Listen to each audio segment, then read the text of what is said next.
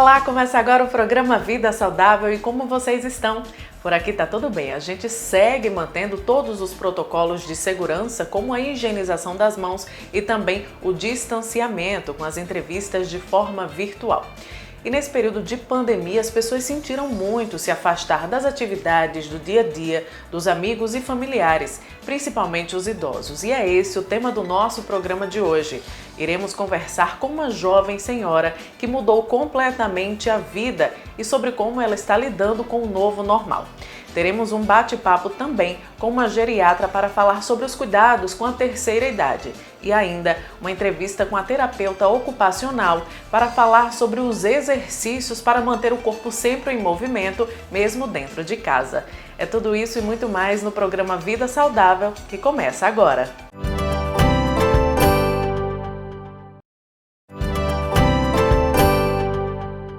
Imagina só você ter uma vida super ativa, ir ao supermercado, correr, caminhar, se encontrar com amigos e familiares e de repente ter tudo isso interrompido. É sobre este assunto que iremos conversar com Maria Rita Viana, que teve a vida mudada completamente e como ela está lidando com esse novo normal.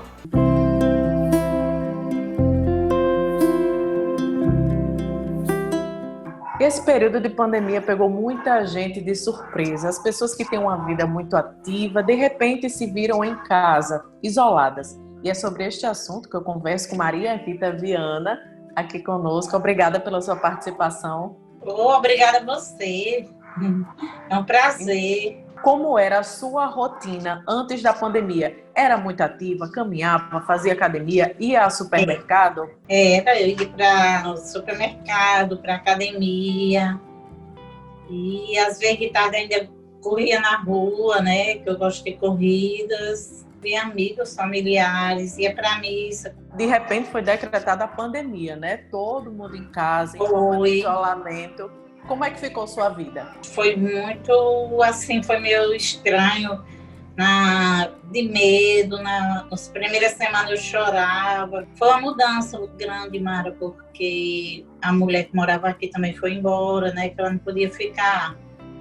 Eu estive de risco, mas era muita luta, que a gente ia, um vírus invisível, que a gente tinha medo.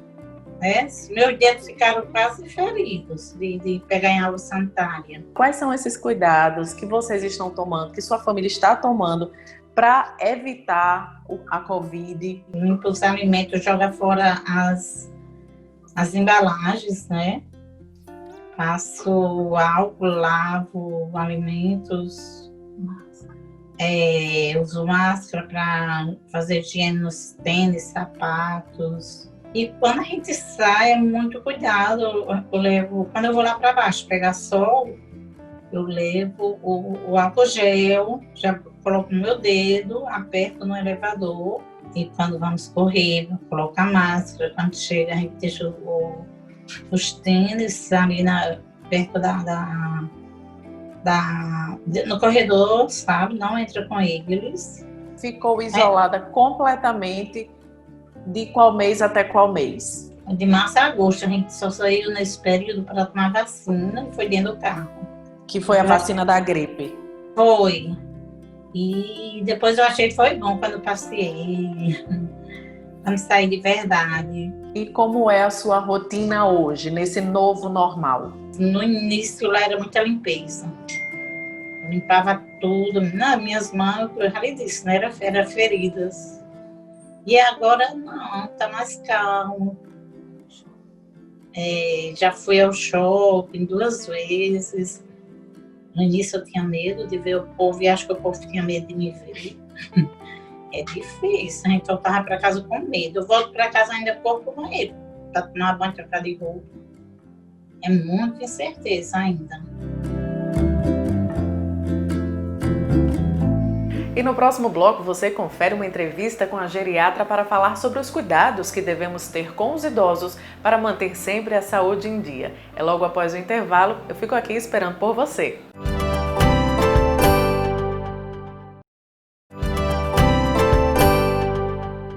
Todo mundo precisa ter cuidado nessa pandemia. Os idosos ainda mais que fazem parte do grupo de risco. É o que você confere agora na entrevista com a geriatra Vanessa Gifone.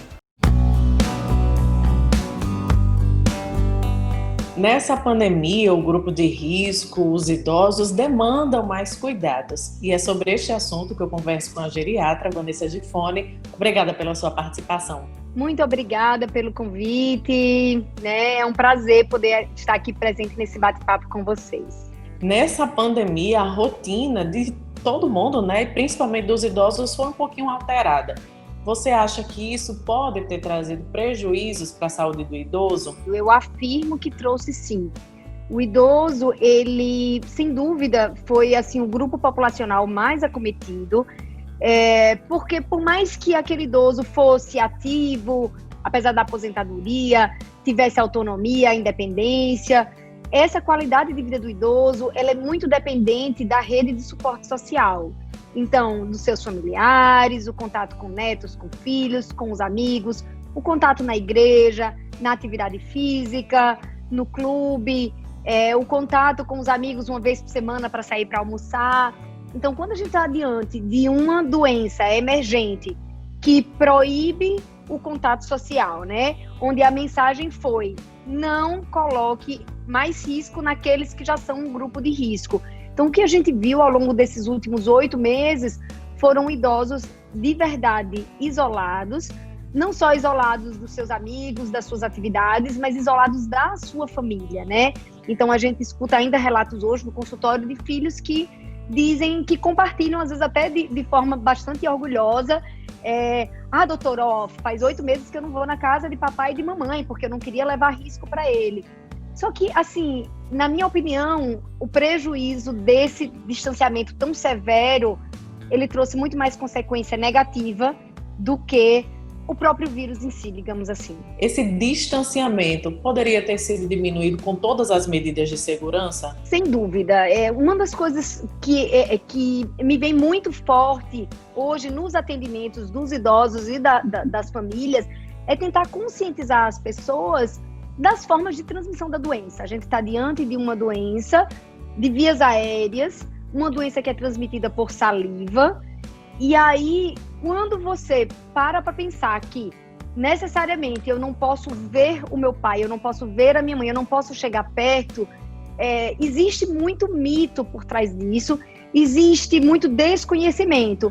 Por que não visitar o seu pai periodicamente com uma boa máscara, sair de casa, tomar banho, ir diretamente para casa do seu pai com uma boa máscara? Hoje existem, inclusive, máscaras que são utilizadas pela equipe de profissional de saúde e aí que evitam qualquer traço de saliva no rosto. Então, eu penso que foi uma medida demasiada, foi uma medida muitas vezes de proteção, os filhos com medo de pôr em risco a vida de seus pais, do seu sogro, da sua sogra, mas eu penso que foi uma medida arrastada demais, por tempo prolongado, e que talvez um conhecimento melhor, quais são as formas de evitar a transmissão do coronavírus, teria evitado tanto isolamento por parte dos idosos. Você acabou de falar dos cuidados das pessoas com os idosos. E esses idosos, eles têm que tomar também quais cuidados? Eu acho que já está na hora desses idosos voltarem à vida normal. Me preocupa muito estarmos já há menos de 3 meses do fim do ano, e é como se a gente tivesse feito uma pausa, e o ano de 2020, boa parte dessa população não viveu. Abandonou as atividades físicas, as atividades sociais, o contato familiar, e a gente precisa, aos poucos, e ao mesmo tempo, rapidamente, tentar devolver um pouco dessa qualidade de vida, dessa rotina na vida desses idosos. O que a gente precisa fazer até que a vacina, por exemplo, esteja disponível? A gente precisa sair de máscara, isso é um fato. A gente precisa ter muito cuidado com as nossas mãos. Então, tá com álcool gel, tem um banheiro disponível, faz isso. Vai no supermercado, entrou ali, escolheu seus produtos, não atende telefone, não pega dentro da sua bolsa sem antes passar o álcool gel. Saiu do supermercado, passou o álcool gel novamente, chegou em casa, entrou, lavou a mão, tirou a roupa, botou essa roupa para lavar, entrou, tomou um banho. Então, eu acho que com essas medidas, Mara, a gente consegue fazer com que essas pessoas voltem à sua atividade de uma forma segura, né? Com máscara, vai ficar muitas horas longe de casa, tem que tirar a máscara, tem que colocar uma outra máscara. Essas medidas que a gente já sabe, evitar locais fechados, locais confinados, sem estar com a máscara.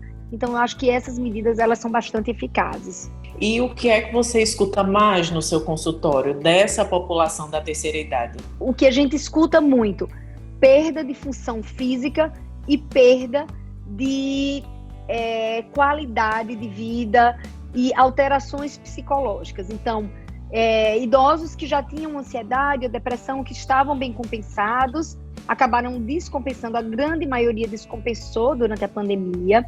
Idosos que não tinham absolutamente nenhum transtorno de humor, nem ansiedade previamente, muitos deles agora sim desenvolveram o medo excessivo de morrer, medo que os seus familiares adoeçam, medo que os seus familiares morram.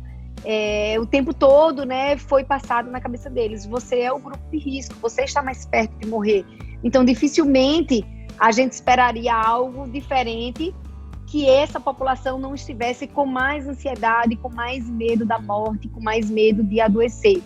Naqueles idosos que já tinham um comprometimento cognitivo, isto é, uma doença de Alzheimer ou outra demência, a grande maioria teve um declínio bastante significativo, porque uma das coisas que sustenta a estabilidade de uma doença de Alzheimer, para que ela não avance muito rápido, é o grau de estimulação que esse idoso tem, fora de casa, nas terapias, na atividade física, no seu meio social, e aí tudo isso interrompeu. Então, esse prejuízo cognitivo, né, intelectual e emocional, isso é um fato. E o prejuízo físico também. Lembre-se que esses idosos, muitos deles faziam musculação, faziam pilates, faziam hidroginástica, caminhada. E com a pandemia, a grande maioria teve medo, inclusive, de descer no elevador. Então, é tanto mito que tem na cabeça das pessoas que o que a gente mais escuta são os filhos dizerem: doutor, eu não deixo nem papai descer no elevador. Com medo de quê? De pegar coronavírus no elevador? De pegar na área social, área comum do prédio, de fazer uma caminhada ao ar livre. Então, com esse confinamento, né, que foi mais do que um distanciamento social, foi um confinamento, com esse confinamento, muito prejuízo físico também. Diminuição de mobilidade, de força muscular, quedas. Idosos, aumentou muito o número de fratura de fêmur em idosos por causa do prejuízo da parte física. Para tentar minimizar os efeitos da pandemia, deve investir em um tratamento interdisciplinar, geriatra, psicólogo, um personal de educação física, tudo voltado a restabelecer a saúde desse idoso? Perfeito. Primeiramente, é necessário que a gente tente tranquilizar as pessoas. O vírus não acabou.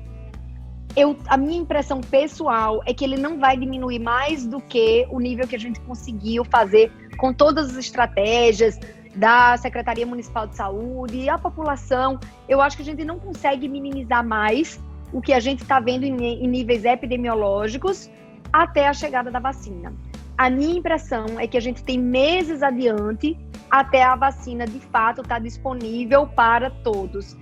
Então, são muitos medos, são muitos processos necessários até, de fato, a gente conviver abertamente, com a vida que a gente tinha até março, sem máscara, podendo estar em reuniões, em aglomerações. Então, eu acho que a gente tem que ser proativo. O que é que está ao meu alcance para que a minha vida volte um pouquinho ao normal, volte o mais parecida do que ela era antes. Então, se esse idoso desenvolveu algum sintoma de depressão, de ansiedade, precisa sim da psicoterapia, precisa do acompanhamento com o seu médico, seja o geriatra, seja o seu psiquiatra. A questão física, ela urge, ela é realmente uma necessidade prioritária, seja com o professor. Eu tenho idosos que faziam academia e que acabaram conversando com o seu personal trainer para o personal ir em casa, compra os equipamentos, alguns equipamentos como caneleira, peso, bolas, faixas de resistência. Existem, as academias já reabriram com ventilação. Então você pode, hoje é seguro, e a maioria das academias de Natal, você vai de máscara, entre um aparelho e outro, passa álcool nas mãos, antes de sair da academia, lava as mãos com água e sabão, vai para casa, faz toda aquela etapa que eu falei. E quem quiser conhecer mais sobre o seu trabalho ou tirar alguma dúvida, você gostaria de deixar aqui suas redes sociais? No Instagram, o meu login é Vanessa Giffoni, tudo junto, Giffoni. O telefone do meu consultório é o 2010-0071 e também através do Instagram, ativo, com 2 T's, ponto envelhecimento, attivo.envelhecimento. E o programa Vida Saudável ainda não acabou, tem muito mais logo após o intervalo. Até já!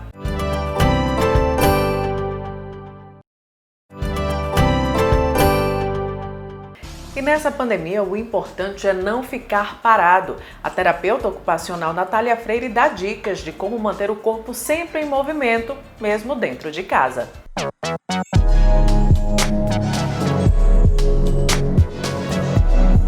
O nosso bate-papo agora é com Natália Freire, terapeuta ocupacional, que vai falar um pouquinho como é que os idosos podem voltar de forma gradativa, quais os prejuízos para o corpo e algumas dicas de exercício. Obrigada pela participação, Natália. Disponha. Do ponto de vista da terapia ocupacional, essa pandemia, essa questão do isolamento pode ter causado algum prejuízo ao idoso de forma física? Não só ao idoso, como aos demais públicos, como as demais faixas etárias, porque a nossa profissão, ela acredita que a inatividade, ela gera um processo de atrofia e de desuso, seja ele mental, físico, biopsicossocial. Então, aquela realidade que não está sendo exercitada, ela vai perdendo suas capacidades funcionais. E quando eu perco a minha capacidade funcional, eu entro em processo de dependência de alguém, de algum dispositivo ou de alguma realidade social que me ajuda a desempenhar a minha independência funcional. Então, eu acredito sim que esse processo de pandemia, de isolamento social, traga também prejuízos físicos, com relação ao encurtamento do tendão, já que a atividade física externa pode ter sido limitada em detrimento do isolamento social, problemas de coluna, déficits posturais com relação ao sentar, ao levantar, ao deslocar-se da sua cama para o banheiro, para a cozinha, para a porta da casa, com relação ao seu ciclo de mobilidade dentro do seu domicílio. Como é que essa atividade física, esse exercício, esse movimentar-se pode ser retomado aos poucos? Se o idoso gosta de ouvir música, a música já pode ser um ponto a favor. Se o idoso faz caminhada, se o idoso tem a possibilidade de fazer alongamentos, se o idoso tem possibilidade de fazer a arrumação de suas compras, limpeza dos seus móveis, atividades leves que não sobrecarreguem articulações e outras realidades biomecânicas, mas que façam dentro do dia a dia do idoso incorporação de rotina. Ou seja, essas atividades que os idosos precisam fazer para entrar no processo de sua rotina semanal precisam ter finalidade terapêutica e precisam gerar atividades, mecanismos motivadores. Porque o fazer pelo fazer, a gente acaba não se envolvendo e a gente não ganha os princípios biomecânicos que a gente ganharia se tivesse o componente motivador.